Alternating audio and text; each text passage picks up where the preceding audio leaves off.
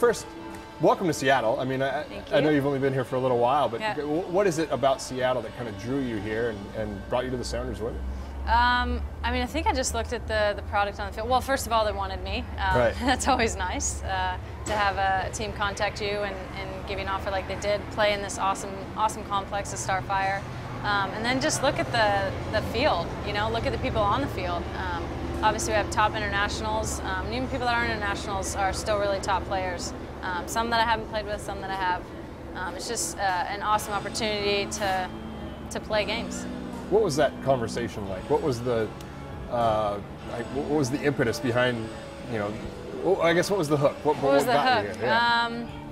It was kind of just, hey, we're going to have these games. We're willing to be really flexible around your national team schedule, which was huge. I mean, we travel so much with the national team. To be able to come back and have Frenchie as a coach who's so understanding, you know, she's been through it all. She kind of really understands. Just say, hey, listen, we really want you. We want you here when you can be here.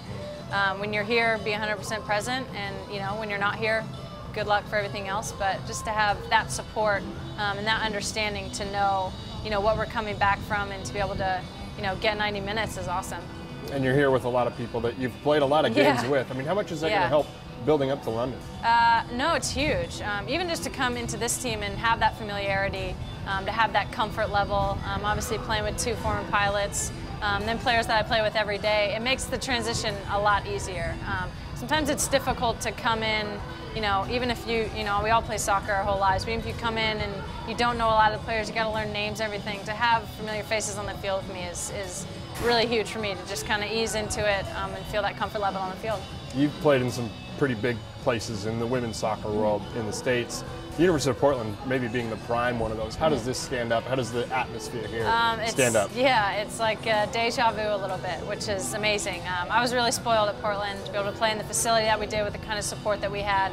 And to come back here, it's eerily similar with the closeness of the field. You know, the trees behind the goals and everything. It definitely feels like home for me. So to have this kind of opportunity, play in front of a packed house, is just unbelievable. You got London coming up. How much excitement does that bring? You guys have the gold medal from the previous Olympics. What is this Olympics going to be like for you? I mean, it's huge. I think just for me personally, I mean, I'm a total Olympic junkie. I was that kid rooted to the floor watching everything. I love the Olympics. I'm kind of a sports junkie just in general. So it's kind of that whole childhood dream sort of thing. And then also, you know, being one of the best teams in the world, we want to, you know, kind of do one better than we did last summer. We want to keep that gold medal. We have the last 2 gold medals actually from the Olympics. So there's a lot of pressure on us, but I think it's a good pressure, you know, pressure that we welcome and something that we're looking forward to defending our title. Now you've kind of grown a cult following maybe for your celebrations. Kind of, where did all that start? And I guess really maybe a question that some might ask: are you ever worried about hurting someone? Potentially. Right. I've hurt Abby's neck a few times. I've choked her out a few times. It's just all part of it. They know what they're getting themselves into. I don't know where it came from. I think if you ask Steph Cox, we played club together, and I was always doing things, even then, even if it was just the parents, you know, clapping on the sidelines. But I love this game. I play with passion, or I try to, and it's fun for me. It's a celebration. When you score a goal, that's the whole point of the game, you know, and to be able to connect with the fans in that way, to get the fans involved, to entertain the fans, that's kind of part of my game and part of who I am. Maybe the biggest moment, though, the Born in the USA.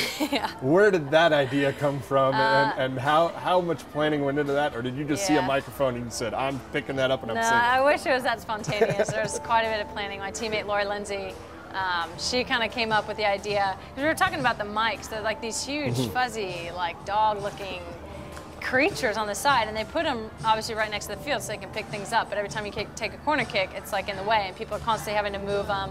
And we were just kind of thinking like it'd be funny to say something in the mic or sing something in the mic, and that was the winner of the lot. So you got anything special planned for London in that regard, or is it just you're gonna have to wait and see? I don't have anything specific just yet, but I'll definitely have some things planned. Great. Well, good luck. Cool. Thank you. Thank you so much. Me preguntaron si podría hacer un anuncio y pensé que era porque yo juego para los Seattle Sounders. No puedo, porque mi inglés no es muy bueno. That's true. Entonces me dijeron que el anuncio era de padres, niños y familias. Eso es muy importante para mí y le dije que yo hago lo que puedo hacer. No importa cuál idioma tú hablas, hay un idioma universal que nuestros niños comprenden y necesitan. Y es el amor y el cariño de los padres. Be a good parent and stay involved in your child's life.